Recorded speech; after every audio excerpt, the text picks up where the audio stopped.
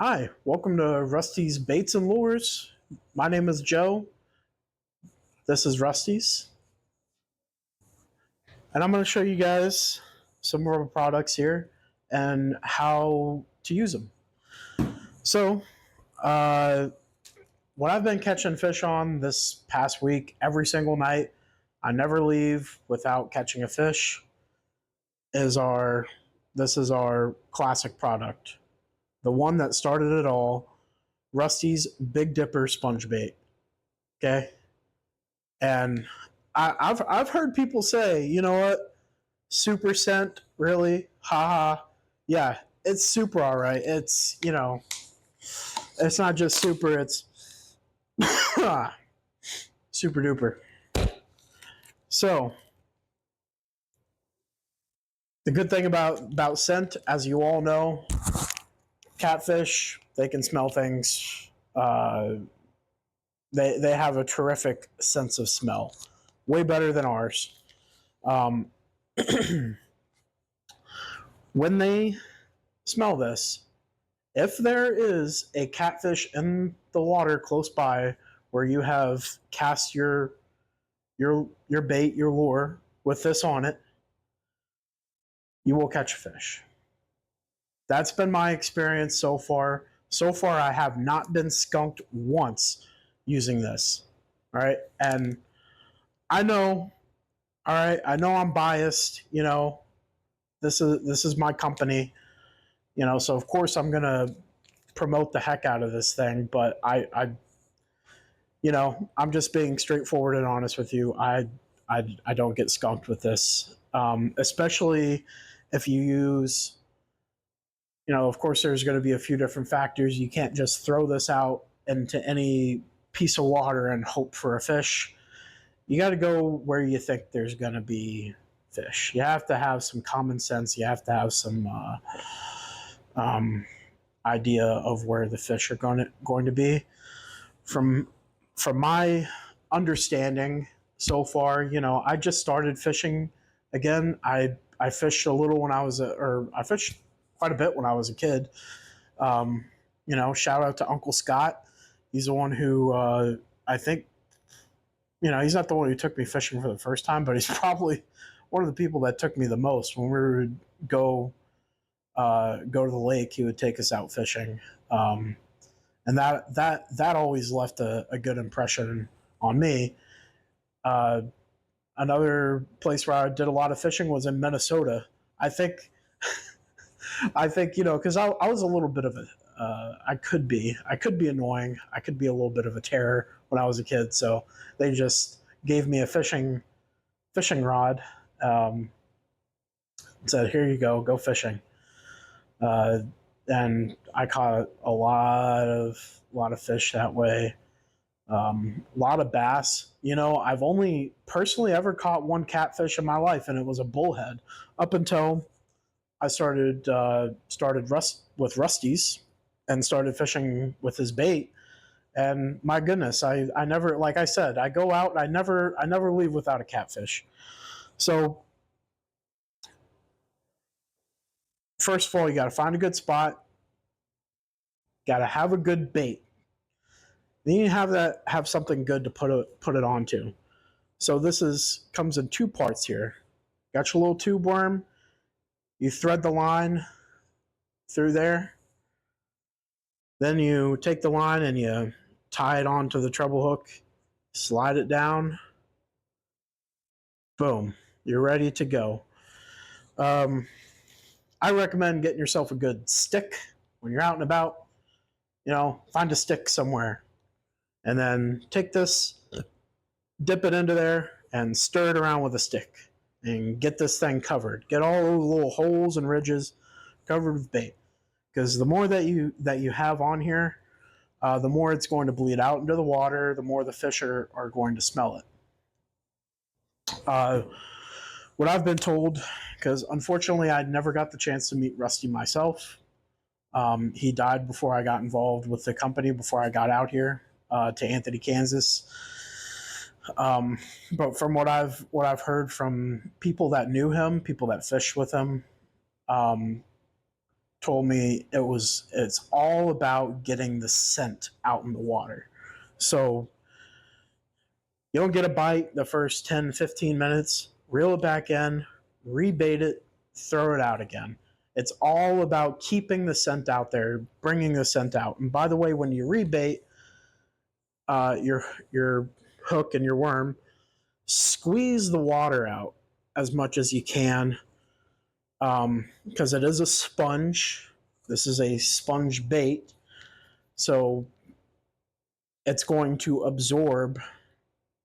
So if it's already absorbed with water, then it's not going to take on the bait as much. So squeeze out the sponge before you dip it back into rebait. All right. And I'll show you what that looks like here in just a minute. I just want to go over the sponge bait again one more time. I want to read some of the instructions that Rusty left on here on his packaging. All right. So number 1, run line through slip sinker. Number 2, pinch small split shot on line 4 inches above dipper worms. Use as a stop for slip sinker. Number 3, run line through dipper worms. Number 4, tie treble sponge hook. Number 5, if the bait thins, add flour or cool. So, and then number 6, if you want more sticky bait, add corn syrup. So, the way Rusty did it, he used it seems like it was Carolina rig. Just instead of using a swivel, he was using a split shot to keep that sinker from going. You could do it any way you want. It also sounds like he wasn't using a leader either.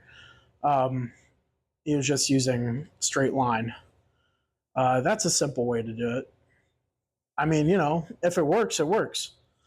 This guy was making this bait since 1953, so I would take his advice. He probably. I wouldn't say just probably. I've seen the pictures. This guy caught fish, a lot of fish.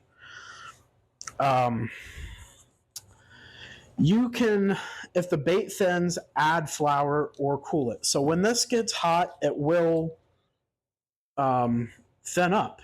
Think about when you heat up metal, it becomes molten. So this stuff goes from being this consistency, which I don't think I've showed you yet. It's like a peanut butter type consistency. And some of our packaging, it may come and it's a little bit thinner, but it's the same exact product. It's just maybe it's been sitting on the shelf a little bit longer. But it's like fine wine. It's always going to work. But for the most part, that's what our product's going to look like. Nice and peanut buttery. If you want it to be thinner, you can either heat it up. Heat it up is going to make it thinner. Or what I like to do is I like to add the catfish spit. You squirt some of that in there. And obviously this is our bait enhancer for catfish, right? You mix that with that, and you have yourself a stellar bait. And it also does the job of thinning it up for you so that you can, mix it a little bit easier. But if you like it thicker, leave it that way. If you want it thicker than that, then add some flour. If you want it to be stickier, add some corn syrup. It's a very versatile bait. You can make this bait do whatever you want it to do. All right? It comes the way that it is, and it will catch fish the way that it is. But you can edit it to be however you want it to be too. We also have our dough bait. We have our punch bait. And we use a different way. The base of it is still this stuff. This is the original. This is what has been catching bait for 70 years. Or not catching bait, catching fish for 70 years. Channels, Love this stuff. Now, as far as my setup on my rod goes, first of all, you don't need to get something super fancy. I mean, it's nice. You know, people like to drive around and Cadillacs versus, you know, Toyotas, or you know, I can't think of a good comparison. I own a Ford Escape. You know, I use it because it's got good gas mileage, and it's a little bit has a little bit more storage room in it than a little sedan, right? I mean, but you get the point. You get the comparison. I got the Walmart special, the Ozark Trail. Um, it is a medium heavy action. And by the way, if you don't know where your information is on the rods, it's right there. You just look on, I think, just about any rod, and it should be that information should be listed right there. Um, it says line weight 10 to 15 pounds. Don't know exactly what that means, but I'm guessing it means that you're not supposed to use line that's greater than 10 to 15 pounds. But I've been using this stuff because I like it. It's green, and I fish a lot at night. And that's another reason why I like the white rod. I fish at night. It's reflective. I can see my rod. I can see what's going on. I can see the green. It kind of pops out. It's not glow in the dark or anything, but hey, but it's big game mono, right? 40-pound line. Nothing is breaking this line. I catch little cats. I catch big cats on this thing. Just the same, you know. As far as my rig goes, I just use basic Carolina rig. You got so remember Rusty, his instructions were, just imagine this is the line. His instructions were split shot. What do you say? 4 inches above the dipper worm. So split shot 4 inches above the dipper worm. That's probably like 6 inches, maybe 5-6 inches. Doesn't matter. You can make it what you want, but you know, he suggested split shot there, right? So let's imagine this is the line because he didn't use a leader. Split shot, worm, slide sinker. Now, I got one of these egg sinkers because that's just what I had. You can use that. You can use the what do they call it? Where it doesn't roll. Rollless, not rollless, but it's flat. It's a flat one. So if you're casting it into a current or whatever, it's not gonna move around. But I'm lake fishing. This thing works just fine for me. And you want that sinker to move up and down the line, so that when the fish grabs it, he doesn't have that resistance and he can pull some line with him. I attach it to I think they call this a barrel. Yeah, it's a barrel swivel, right? This basic knot there, basic knot on the other side with the leader line. The leader line is, I think, 30-pound test. So maybe I'd be better off going with Rusty's method and using this line, but I don't know. I was just watching YouTube, and this is what they told me to do. All right, so I'm one of those guys. Like I do my research on YouTube. I follow the instructions, and then over time, you know, you figure out your own way too. So you'll figure out your own way as well. Then you got the worm, the treble hook sponge on there. It's seen some fish. This treble hook sponge, you can see it's starting to get worn out a little bit. So what you can do, what we got here, and we have these for sale on our website. We have the tube worms for sale. We have the treble hooks with the sponge on them for sale. We sell them in packs of 4, right? And these we just sell individually. We have them in different colors. I'll post them online on our website.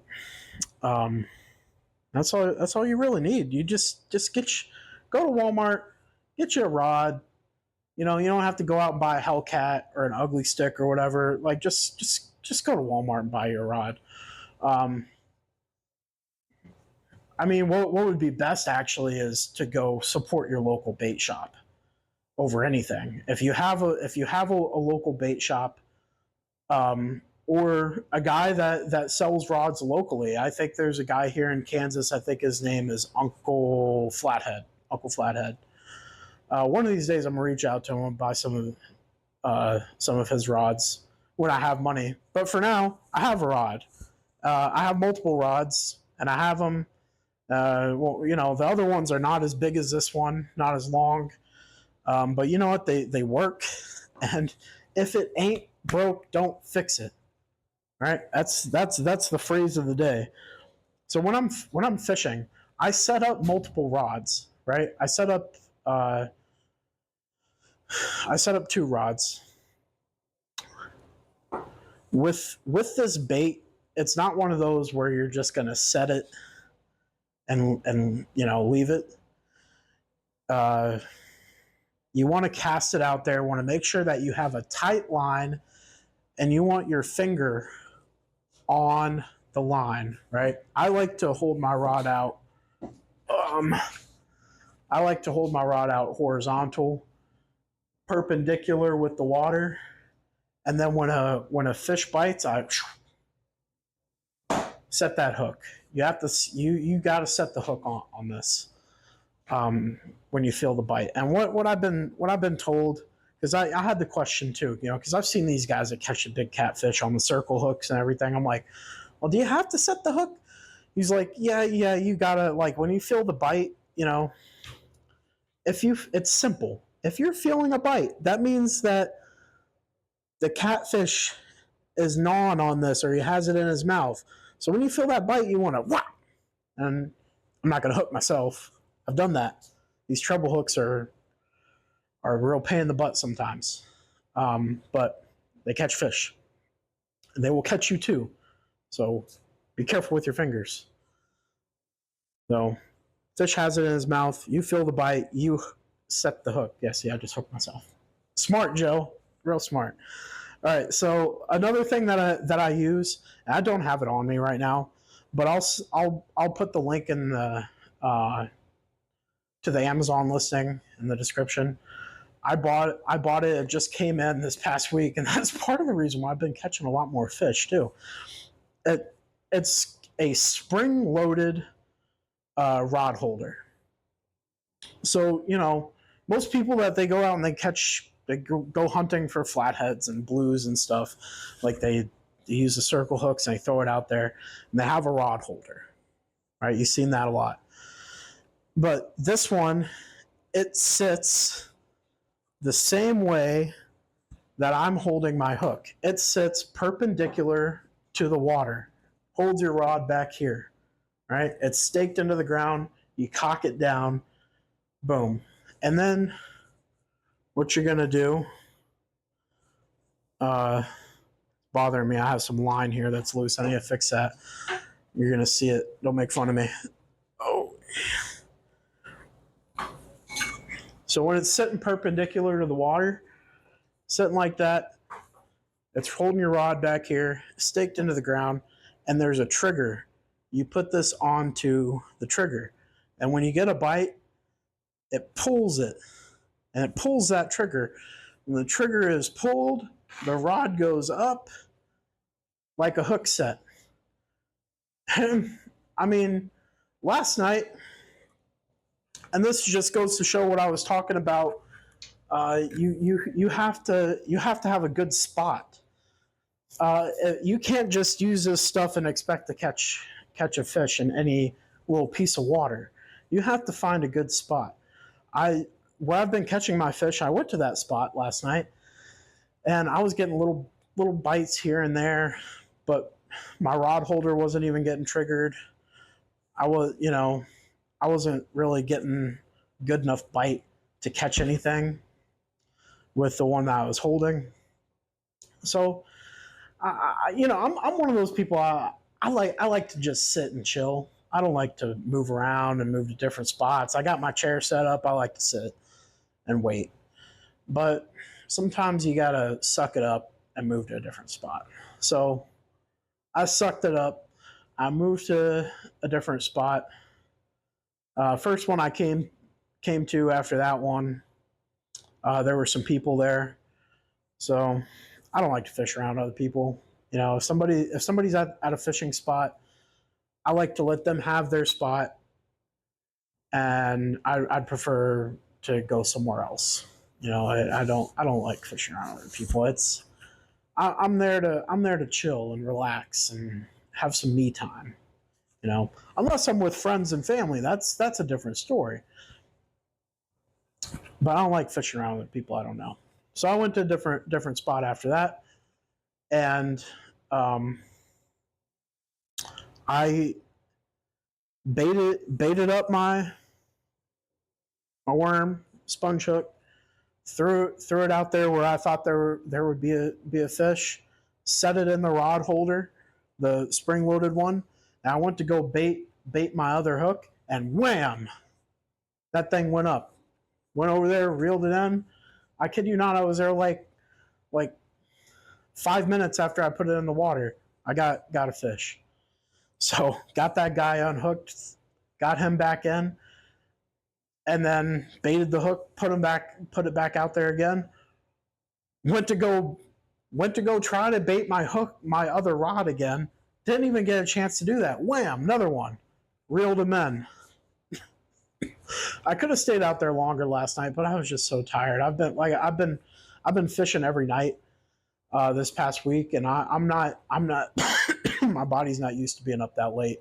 So I'll still wake up at the same time in the morning. I'm just been tired. I haven't had enough sleep. I missed church this morning because I overslept too. So I've just been so tired. Um, yeah, you gotta have a good spot.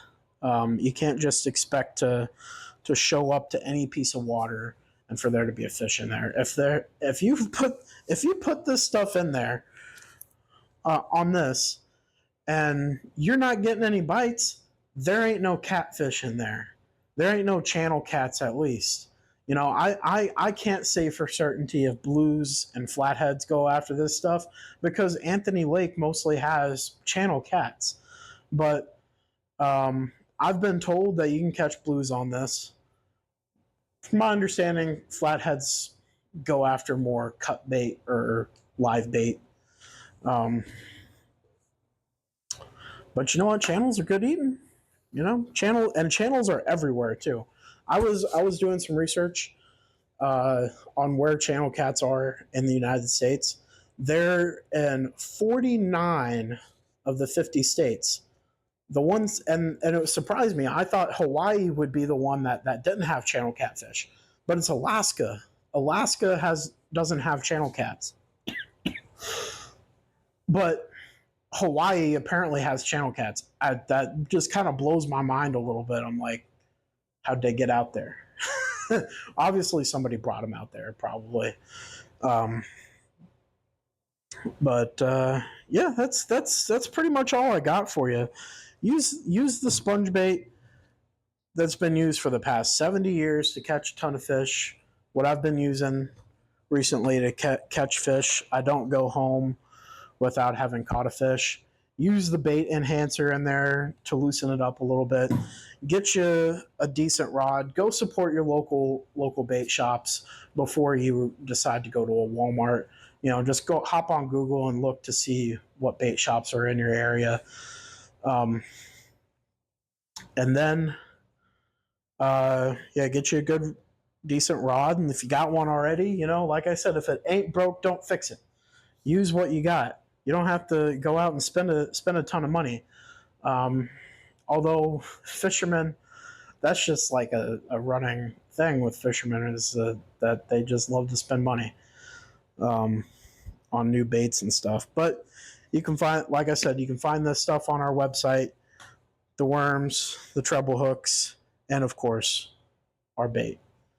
And that's all I got for you. If you like this video, please consider liking, subscribing. If you got something nice to say, leave it in the comments. If you have something not nice to say, leave it in the comments. You know, I mean, you might have something that I could learn from. I'm still learning with this whole thing, and that has nothing to say about our company. Our company's been around for 70 years. Rusty started this out of his garage, and he continued to with this business up until in his 90s when he died. Um, he fished every day. This man loved what he did, and I'm starting to gain that love and respect for this as well. So that's all I got for you. We are Rusty's Bait, and we catch fish, plain and simple. Have a good day, guys. God bless.